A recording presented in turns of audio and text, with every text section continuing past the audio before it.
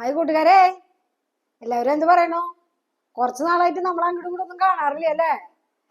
നമുക്കൊരു പണി കിട്ടിയ കാര്യം ഞാൻ നാളെ പറഞ്ഞില്ലേ? അത് കാരണമാണ് ശരിക്കും നമ്മള് നേരിട്ട് കാണാഞ്ഞത് കേട്ടാ. ഇപ്പൊ അതൊക്കെ ശരിയായി, നമ്മുടെ കാലൊക്കെ ഓർഡർ ആയിട്ടാ ഓട്ടം തുടങ്ങി.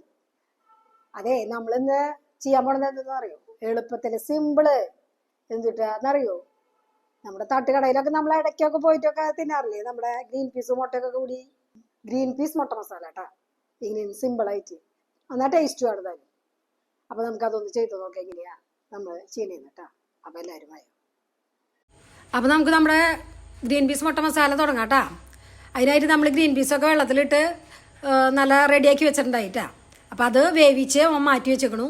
പിന്നെ നമ്മൾ അതിലായി ആവശ്യമായിട്ടുള്ള സാധനങ്ങൾ നമ്മൾ മുട്ട പൊരിക്കുന്ന പോലെ തന്നെ സബോള, ലേശം തക്കാളി, പച്ചമുളക്, പാകത്തിന് ഉപ്പ്, ലേശം മുളക് പൊടി, അങ്ങനത്തെ സാധനങ്ങളൊക്കെ അത് തന്നെ വേണ്ടു. അപ്പോൾ ആദ്യം തന്നെ നമ്മൾ ചട്ടി വെച്ച് വെളിച്ചെണ്ണ ചൂടാക്കി നമ്മുടെ സാധാരണ പോലെ തന്നെ സബോള ഇട്ടു, പച്ചമുളകും അതൊക്കെ ഒന്ന് വഴന്ന് വരുമ്പോൾ അതിലേക്ക് ആവശ്യമായുള്ള ഉപ്പ് ഇട്ടു, ലേശം മഞ്ഞൾപ്പൊടി, അധികമൊന്നും വേണ്ട കേട്ടോ, മഞ്ഞൾപ്പൊടി ഒരു ലേശം മഞ്ഞൾപ്പൊടി ഇട്ടു.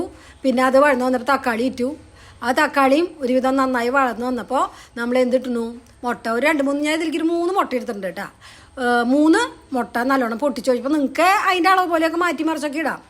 അതും നല്ലോണം മുട്ടയും നല്ലോണം പൊരിഞ്ഞു വന്നതിന് ശേഷം നമ്മൾ ഈ വേവിച്ച് വെച്ച ഗ്രീൻ പീസ് ഉണ്ടല്ലോ, നമ്മൾ അടിച്ച് റെഡിയാക്കി വെച്ചിട്ടുള്ള ഗ്രീൻ പീസിനെ ഇതിലേക്ക് തട്ടി കൊടുക്കണു, നല്ലോണം മിക്സ് ചെയ്യണു.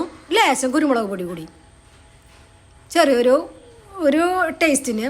അപ്പോൾ നല്ലോണം നമ്മൾ ആ കുരുമുളകും പൊടി ഇട്ട് നല്ലോണം മറിച്ച് നമ്മുടെ മുട്ട ഗ്രീൻ പീസ് റെഡി. തട്ടുകട മുട്ട ഗ്രീൻ പീസ് റെഡി. അപ്പോൾ എല്ലാവരും ഒന്ന് വേഗം ഉണ്ടാക്കി നോക്കിക്കോ, കഴിച്ച് നോക്കിക്കോ, സൂപ്പറാണ് കേട്ടോ. അപ്പോൾ ഞാൻ അടുത്ത വീഡിയോ ആയിട്ട് ഓടി വരാം കേട്ടോ. Tata bye bye. പിന്നെ ഒന്ന് മറക്കരുത്, സബ്സ്ക്രൈബ്, ലൈക്ക്.